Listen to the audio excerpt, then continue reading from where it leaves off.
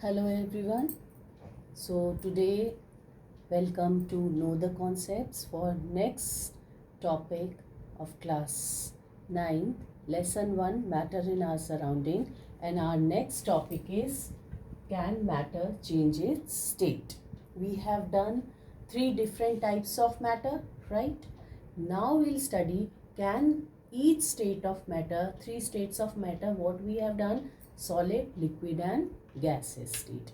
Now question is, can these states of matter, solid can change into liquid or liquid can change into gas? So we will take one example, simple, of water. Like these three states are there, solid, liquid and gas. Now the water can exist in, बहुत ध्यान से देखिए इधर, water can exist in the solid state in which form? Ice. Normally अगर हम observe करें तो liquid normal water की form में liquid है, और gaseous form में water कैसे है? In the form of water vapor, right? So we can see that yes, three states of matter can change its shape. This same water is existing in three different states, right? So now this we can say that matter can change its state. But how? What happens during this reaction? What happens when the change of state is there? What happens in between the particles of matter? How they change this state? तो कैसे होता है वो change state? Because of the two process, we can change the state of matter, effect of temperature and effect of pressure. So today we will be doing change of temperature. What will be the effect of temperature and how it is going to affect the state change of matter, right? So we will be taking temperature changes over here. So now we have selected, we are selected studying this activity, and this you will be doing in your laboratories also. So we have taken a stand, and on a burner is there and a beaker is there, and in this beaker we will take some ice cubes. Ice ले लेंगे हम इसमें, about 150 grams of ice हमने इसमें ले लिया, and a laboratory thermometer is suspended from this stand. And remember that the bulb of the thermometer should touch the ice so that we are able to record the temperature. And this is the beaker. Now in this experiment, in this activity, we have to burn the burner over here and heat. What we are studying? Effect of heat, effect of temperature. So we are going to increase the temperature by heating this ice cubes in the beaker. हम इसको heat करते जाएंगे on a slow flame. And what will happen? आपको क्या लगता है क्या होगा जब हम टेम्परेचर बढ़ाएंगे? आप ऐसे भी नॉर्मली देखिए, अगर आप आइस क्यूब्स बाहर फ्रीजर में से बाहर निकाल कर रख देते हैं तो क्या होता है, जो बाहर टेम्परेचर कैसा है, कंपेयर करिए दोनों टेम्परेचर को, फ्रीजर के अंदर का temperature and outside temperature where you have kept the ice outside the fridge. So बाहर वाले में टेम्परेचर ज़्यादा है.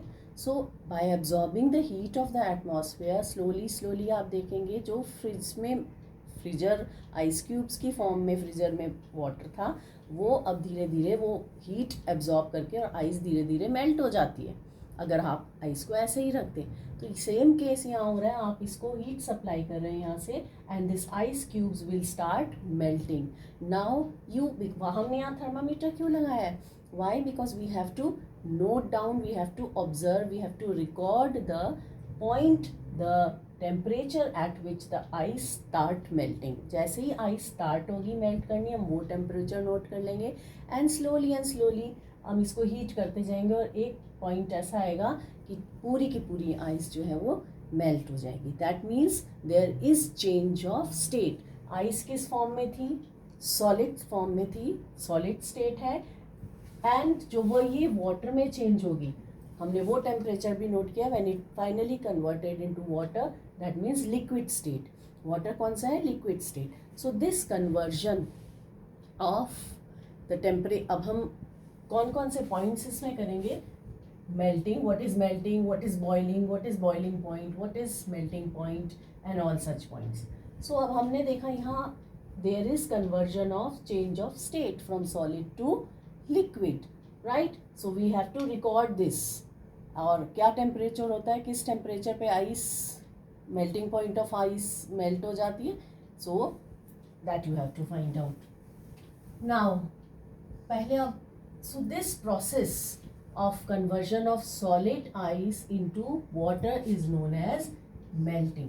That means the conversion of solid state into liquid state is known as melting, and this is also, melting is also known as fusion. ये भी आप ध्यान में रखिए कि इसको फ्यूजन भी बोलते हैं. मेल्टिंग पूछ लें आपसे, व्हाट इज मेल्टिंग और what is fusion, one as the same thing, आप सेम आंसर करेंगे. Then what is melting point.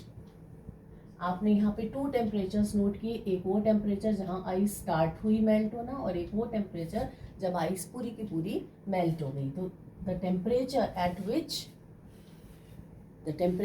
Eight which solid states get converted into liquid state, that is known as melting point at a atmospheric pressure, right? That is known as melting point.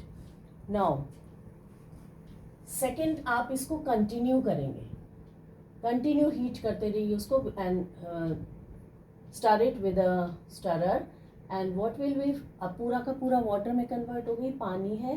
अब आप क्या देखेंगे, धीरे धीरे आप इसको stir करते रहिए and continue heating. After continue heating what you will find that, record the temperature. पानी क्या होगा, वो पानी जो आइस में, वाटर आइस से वाटर में कन्वर्ट हुआ है, वो धीरे धीरे बॉयल होना शुरू हो जाएगा.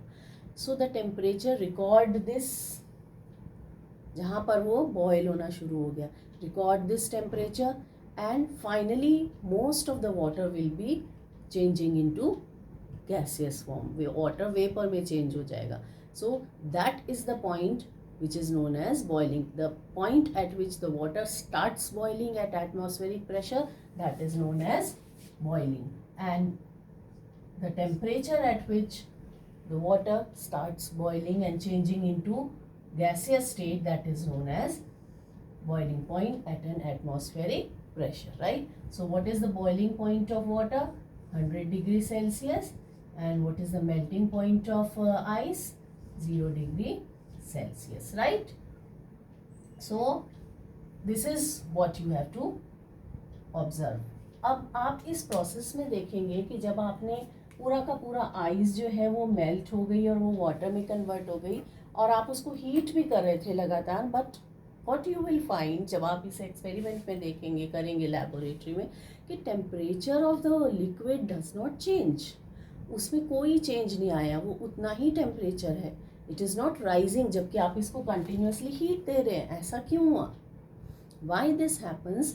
बिकॉज अब जैसे ही, पहले तो ये फिनोमिना समझो कि जैसे ही आपने हीट देना शुरू किया, for understanding the effect of temperature, as you increase the temperature, what happens, the kinetic energy of the particles of matter, that is the particles of ice, it increases, and because of the increase in the kinetic energy, the speed of the particles also increase, वो काफ़ी ज़्यादा increase हो जाएगी, and continuously you are supplying the heat. So this heat which you are supplying, it overcomes the force of attraction between the particles, और वो इतना ज़्यादा overcome कर लेगा कि it breaks it, the particles leave their position.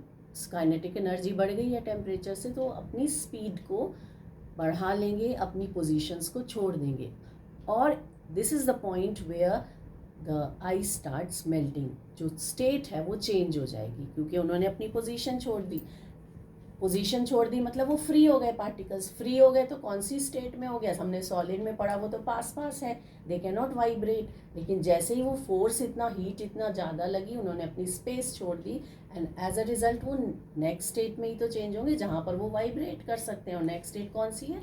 Liquid state. So the particles, because they are moving here and there, now there is enough space now, because they have overcome the energy of the force of attraction, and now they are moving, so that means state is changed from solid to liquid. So this is how solid gets converted into liquid. अब ये जो हम बात कर रहे थे कि water का जो है टेम्परेचर चेंज नहीं हुआ, why?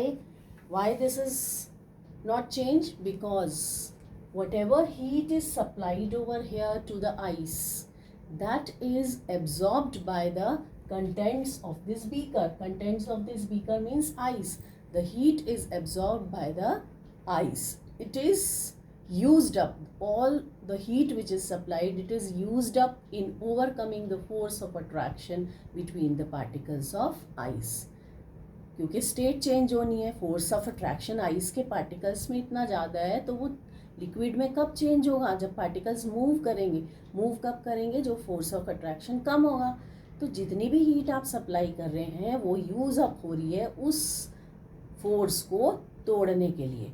It is absorbed by the ice only and it is hidden in the contents of the beaker. Hidden form में वो रह जाती है, यूज अप हो जाती है.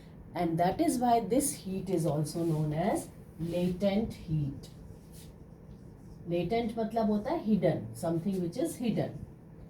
So this is used up and this is hidden, and that is why this is known as latent heat of fusion. So इसका definition भी बहुत आ जाती है कई बार. What is defined latent heat of fusion, or what is defined melting point, defined boiling point. So latent heat of fusion is the amount of heat energy that is required to change 1 kg of a solid into liquid. Fusion मतलब melting. तो fusion में क्या होगा? Solid will be converted into liquid, and the amount of heat energy that is required to change 1 kg of solid into liquid at atmospheric pressure, that is known as latent heat of fusion at its melting point. इतना समझ में आ गया, right? Similarly अब हम देखेंगे कि अगर water 100 degree Celsius 0 degree Celsius पे है and same at the same temperature this is ice is there, तो किसके पार्टिकल्स में एनर्जी ज़्यादा होगी? Water at the 0 degree Celsius at the same temperature. इसमें पार्टिकल्स में एनर्जी ज़्यादा होगी क्योंकि इसने हीट एनर्जी एब्जॉर्ब कर ली है. सिमिलरली आप इसको बर्न करते रहेंगे, बॉयल हो जाएगा ये पूरा water. You are supplying more temperature, more heat energy. तो जब वाटर में आइस वाटर में कन्वर्ट हो गई, now you are supplying heat energy to liquid. Liquid के पार्टिकल्स में क्या होगा? फिर इसमें हलचल मचेगी, इधर से उधर काइनेटिक एनर्जी इंक्रीज हो गई. काइनेटिक एनर्जी इंक्रीज होने से क्या होगा? They particles start moving with a higher speed. Force of attraction और कम होता चला गया. आप हीट एनर्जी सप्लाई कर रहे हैं, हीट एनर्जी क्या कर रही है? उस फोर्स ऑफ अट्रैक्शन को कम कर रही है, तोड़ रही है, राइट? सो टेम्परेचर बढ़ता जा रहा है और वो का फोर्स ऑफ अट्रैक्शन कम हो गया. और जैसे ही at the point where force of attraction is very very less, it changes into gas. Water liquid जो है वो वाटर वेपर में चेंज हो जाएगा. And this boiling is a bulk phenomena. Bulk मतलब होल, एज अ होल पूरे. Suppose ये एक लिक्विड यहाँ पर, ये इसमें लिक्विड है और आप इसको बॉईल कर रहे हैं. You start heating this mix liquid. क्या होगा? ये जो पार्टिकल्स हैं ये सारे लिक्विड में मूव करेंगे एट अ हायर स्पीड और धीरे धीरे पूरे इसमें चेंज आएगा, पूरे लिक्विड में, right? So this is a bulk phenomena. Here also whatever heat energy is supplied, that is used up in changing the state. That is why it is said that steam has more energy. The particles of steam have more energy in comparison to water. और ऐसा क्यों हुआ? वही क्योंकि energy absorb हो गई. मोर heat energy is absorb by steam. इसका एक बहुत अच्छा एग्जाम्पल है, जैसे आप कि मदर किचन में खाना चपातीज बनाती होंगी, तो चपाती बनाते हुए अगर आपको वो हीट लग जाए, चपाती की जो स्टीम है, तो आप देखोगे फिंगर पे लगी है तो उसका जो बर्न होता है वो बहुत सिवियर होता है इन कंपैरिजन कि गर्म पानी, उतने ही टेम्परेचर पे अगर गर्म पानी रखा और आपकी फिंगर उसमें चली गई है, तो दोनों का जो सिवियरिटी ऑफ बर्न है वो स्टीम के केस में ज़्यादा होगी क्योंकि स्टीम के केस में हीट एनर्जी और एब्जॉर्ब कर ली गई है. There is latent heat, hidden heat है, it is there in the steam, right? So this is how the change of state can be there. अब इसी तरह से हम latent heat of vaporisation, vaporisation मतलब जब लिक्विड स्टेट जो हमने वाटर था उसको हीट करते चले गए और अब वो किस में चेंज हो गई, बॉयल होके गैसियस स्टेट में।